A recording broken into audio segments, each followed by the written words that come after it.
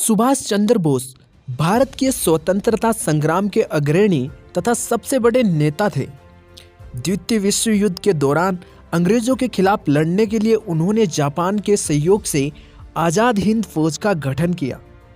उनके द्वारा दिया गया जय हिंद का नारा भारत का राष्ट्रीय नारा बना। तुम मुझे खून दो मैं तुम्हें आज़ादी दूंगा का नारा भी उनका था, जो उस समय अधिक प्रचलन में आया। भारतवासी उन्हें नेताजी के नाम से संबोधित करते थे। कुछ इतिहासकारों का मानना है कि जब नेताजी ने जापान और जर्मनी से सहायता लेने का प्रयास किया था, तो ब्रिटिश सरकार ने अपने गुप्तचरों को 1941 में उन्हें खत्म करने का आदेश दिया था। नेताजी ने 5 जुलाई 1943 को सिंगापुर के टाउन हॉल के सामने सुप्रीम कमांडर सर्वोच्च सेनापति के रूप में सेना को संबोधित करते हुए दिल्ली चलो का नारा दिया और जापानी सेना के साथ मिलकर ब्रिटिश व कॉमनवेल्थ सेना से बर्मा सहित इम्फाल और कोहिमा में एक साथ जमकर मोर्चा लिया। 21 अक्टूबर 1943 को बोस ने आज़ाद हिंद फौज के सर्वोच्च सेनापति की हैसियत से स्वतंत्र भारत की अस्थायी सरकार बनाई, जिसमें जर्मनी, जापान, फिलीपींस, कोरिया, चीन, इटली, मांचुको और आइलैंड सहित 11 देशों की सरकारों ने उसे मान्यता दी। जापान ने अंडमान और निकोबार द्वीप समूह इस अस्थायी सरकार को दे दिए। सुभाष उन द्वीपों में गए और उनका नामकरण किया। 1944 को आज़ाद हिंद फौज ने अंग्रेजों पर दोबारा आक्रमण किया और कुछ भारतीय प्रदेशों को अंग्रेजों से मुक्त भी कराया। कोहिमा का युद्ध 4 अप्रैल 1944 से 22 जून 1944 तक लड़ा गया। एक भयंकर युद्ध था। इस युद्ध में जापानी सेना को पीछे हटना पड़ा था और यही एक महत्वपूर्ण मोड़ सिद्ध हुआ।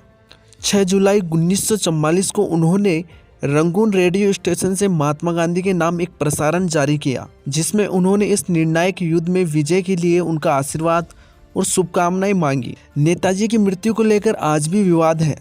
जहां जापान में प्रतिवर्ष 18 अगस्त को उनका शहीद दिवस धूमधाम से मनाया जाता है, वहीं भारत में रहने वाले उनके परिवार के लोगों का आज भी मानना है कि सुभाष चंद्र की मौत 1945 में हुई थी। वे उसके बाद रूस में नजरबंद थे।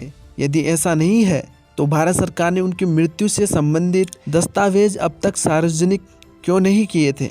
कलकत्ता उच्च न्यायालय ने नेताजी के लापता होने के सार्वजनिक करने की मांग वाली जनहित याचिका पर जन सुनवाई के लिए विशेष पीठ का गठन का आदेश दिया। बर्लिन में सुभाष चंद्र बोस सर्वप्रथम रिबेनट्रोप जैसे जर्मनी के अन्य नेताओं से मिले।